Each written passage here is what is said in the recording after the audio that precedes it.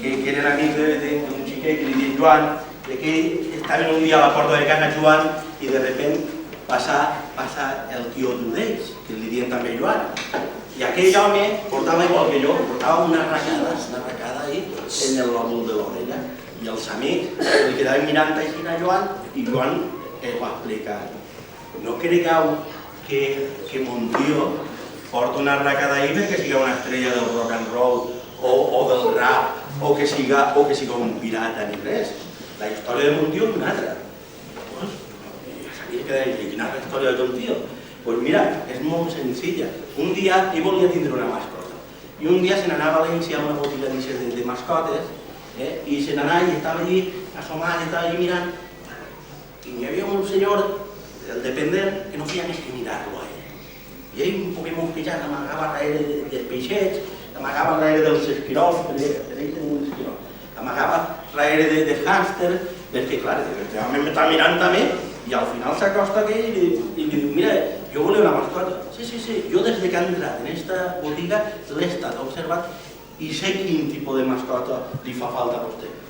Vostè, si a mi no me coneix de res, sí, però vostè té el prototipus de persona ideal per a aquesta mascota. I quina mascota us ixa? Doncs mira, és un lloro. Un lloro. Ve i parla, fa sí que parla. Perquè diu, és un lloro pot tindre qualsevol persona, però este lloro és molt especial. És un lloro que parla però sol per a dir la veritat. Si conta històries, tenen que ser sempre històries verídiques. I quan algú li estiga parlant a vostè i li estiga dient tota la mentira, i en seguida li dirà: no, que això és mentira. Jo lloro. I per quan me'l ven? Per 10 euros. Ui, que barat. Si lloro igual no parla bé. Què parla? Parla valencià o castellà. A veure si parla en anglès o en francès o en mandarí i jo no m'entenc. No. És bilingüe, parla valencià i castellà. Fa com el president de la Generalitat. Parla les dues llengües. Perfecte. I quin és el defecte del lloro? El defecte del lloro és que a mesura que passa el temps, vosaltres a mesura que passa el temps, se feu més majors. Fins que arribeu a una edat que ja veu crepipor. Doncs al lloro això li passava al revés. A mesura que passava el temps, anava fent més xiu. Anava fent-se més xiu.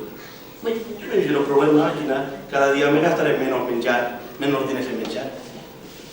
Va treure el lloro, i li paregui un lloro normal, xina, de color verd i això. I aquí li dic, vaig a provar-ho. Tu lloro val 10 euros?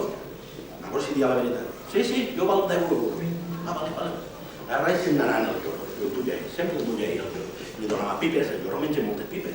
Li donava pipes i anava en el lloro amunt i avall. Però el lloro, a mesura que s'anava fent més xicotet, que donava por.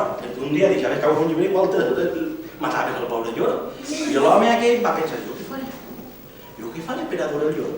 Ja està, se feu un forat a l'orella, una arracada, i allí en aquella arracada portava penjat el lloro. I el lloro li anava contant mentrestant històries, o li anava cantant en una cançoneta, o li anava dient si li està dient una veritat o una mentira, i sempre duia el lloro. I els amics de Joan, quan ja va dir això, va dir: mira que eres mentirós, te va créixer més el nas que a Pinocho. Com vols que se creguem això de que hi ha un lloro que se fa xicotet de per ser gran i que no diu més que veritat, i els lloros parlen però no fa més que imitar son? No, que és de veres, mireu, ara és mon tio. I en aquest moment deixia el tio de la casa, diu: tio, explica-li als meus amics lo del lloro. Aleshores se quedeixen a mirar-lo, siguet allí, mireu, perquè no hi ha animal, no hi ha veritat per molt xicoteta que siga, ni animal per molt xicotiu que siga, que no mereixca mai una miqueta de la nostra atenció. I això és un gos, i això és un gat, no té compte?